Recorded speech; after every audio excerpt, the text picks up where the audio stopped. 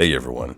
So I had a different video I had planned to release today, but there was a bunch of stuff that came out today that I was not expecting, and kind of want to talk about it.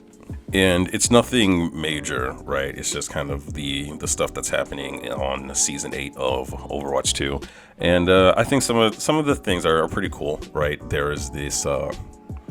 It's actually kind of interesting that they're, I guess, advertising it early because I think it's like a week and a half away or something, and they're kind of talking about it. They're doing all these promotions and stuff like that, and I actually think that's pretty cool.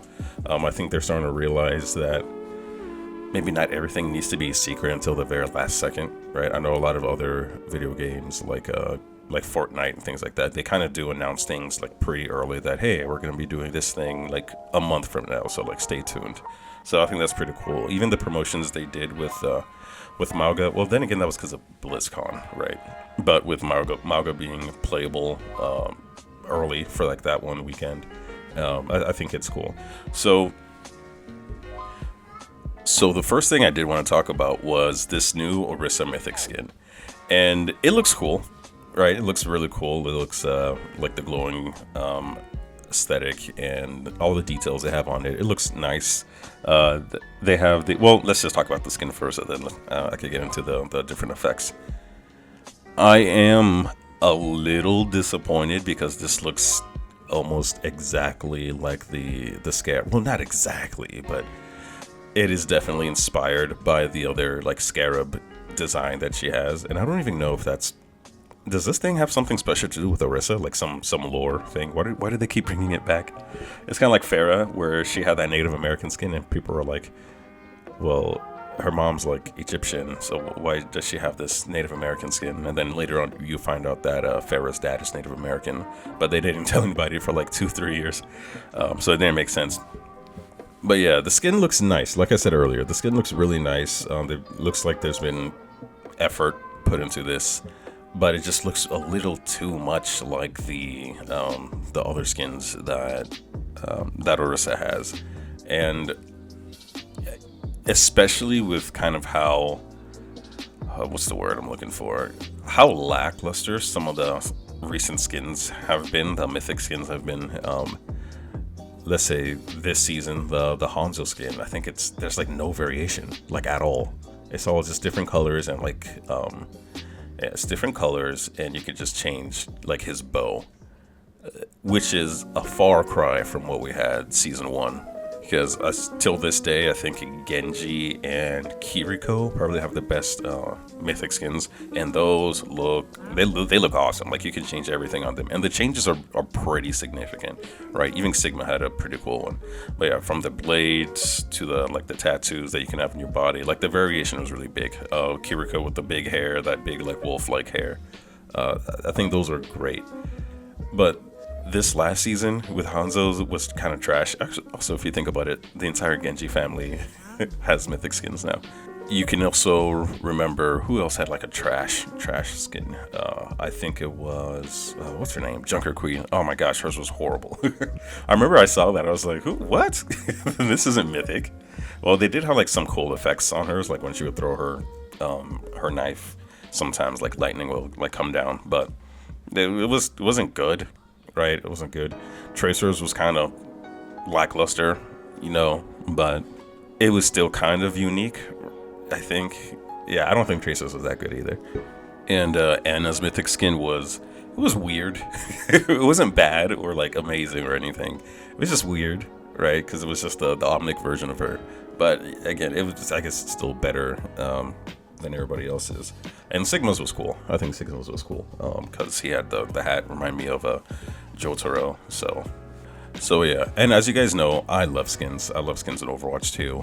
I've gotten a lot of hate from you guys and like my friends for contributing to Blizzard's greed about I just kind of pay for it. Like if I like a skin enough, I'm just gonna pay it. I don't really care what it costs because I love skins. I love the artistic design of a lot of them. I love all that type of stuff. But the problem with the Orisa skin is, I think, again, like they're going down the Hanzo route where there seems to be a big lack of variation. At least maybe we just haven't seen it yet. Because I would be surprised. Like, this one has, I think, 4 different color variations, and I would be surprised if, like, the aesthetic for the horn not having variations of that. That would be a crime. That'd be a crime, because it's so pronounced on her face. It's like one of the main design points of her that I do not see them not having different versions of that. And it doesn't look that hopeful, because I did notice, like, between the different pictures that some of the what do you call that? Some of her her cannon on her arm. Some versions have, the only difference is that some have like spikes on it and some like don't. And I am very terrified. I don't know why they're doing this, because I don't imagine it takes that much time to make a skin. I don't. I think you could probably knock out a skin in like 2 months, even at that caliber, right? I've done several cat things before. I never made a video game, so maybe I don't know what I'm talking about.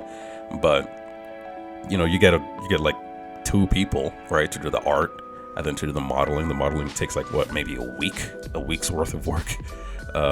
You know, you put it on the character, then you know, make sure the hitbox and everything kind of isn't like too crazy or anything. Get all the approvals you need, but I can't imagine it takes it that long to make a mythic skin. I cannot imagine. Yeah, like 2 months, 3 max. But if this is the only thing they could come up with, plus the variations are only like different pieces. It's not like it's the entire skin, right? You just change like the horn or like the face or the gun and I don't know, maybe some other thing, the pattern on it. So yeah, I'm not that hopeful. I'm not that hopeful, but I am hopeful. But you know, and it's almost okay for me, because a lot of their skins have been pretty dope recently, especially the ones I just dropped today, the Genji and the Ramatra skin. I think I will be getting the Genji one. I want to get the Ramatra one, but I don't really play Ramatra. But I want to play Ramatra, but I feel like I play enough tanks that I don't need to be good with all the tanks, right? I'm trying to get more into DPS and support. But yeah, they've had some pretty awesome skins recently. I got the duck skin, the Orisa duck skin. I think that one is awesome. Like I said, the ones that came out today were awesome. The Reinhardt skin, the Diablo 4 Reinhardt skin is awesome. So even like in the other seasons in the Battle Pass, there have been non-mythic skins that look better than the mythic skin, right? A good one is the Poseidon skin of Ramatra compared to Junker Queen's Zeus skin. That one was the real mythic skin. Another one is Reinhardt's skin, where he's like the demon lord. That thing was much better than Tracer's mythic skin. So yeah, I'm sure there's gonna be like a lot of good ones, you know, coming out here and there. I really do want that Mercy cancer skin, breast cancer skin to come back. I really want that to come back. I really regret not getting it when it first came out, because back then I was like, $10 for a skin, that's a ripoff. Now I'm over here, sitting in my room, naked and alone in the dark, and I'm just like, I should have gotten it. And now I'm like spending a lot more for skins. so yeah, even though this mythic skin is looking kind of lazy, I think they are, you know, I think there's gonna be some pretty good ones. I think they've had some great skins over the last month, and I think this is the most I've played Overwatch 2 this season. The second most that I played Overwatch 2 besides season 1, because I really got back into it. They're really fixing a lot of things. I think the game's coming back despite what everybody said. Despite the comments in my other video where I said that they're saving PvP, and I still think they're saving PvP. And I'm gonna make another video about why a lot of you guys are wrong, that the game's already dead. I actually think more people are playing the game now than when it first came out, which is actually surprising. But they do keep track of that. The numbers are online, so I just gotta verify it. But stay tuned for a video on that. The game's awesome, guys. I'm sorry. Like, it's a fun game. I play with my friends. You know, you could not like the practices, but it's a fun game. If you don't like it, you don't have to play it. But that doesn't mean you can't criticize all the stupid decisions they make, because if you watch my videos, you know I criticize a lot, but I do still love the game, especially when I'm playing with my friends. So yeah, they also revealed, I guess, maybe a teaser for a new mode called Call of the Hunt or something. I'm not interested in that. I've never really been interested in anything that's not quick play or PvP. So I have no comments on that, because I didn't even didn't even read anything on it. I do think that the Korean pop star game they had this time was fun, where you have Diva and what do you call it? Diva, Sombra, Brig, and I guess Kiriko. You can like kind of battle for the tickets for. That mode is actually pretty fun. It was like a capture the flag type of game, and I think I did like that.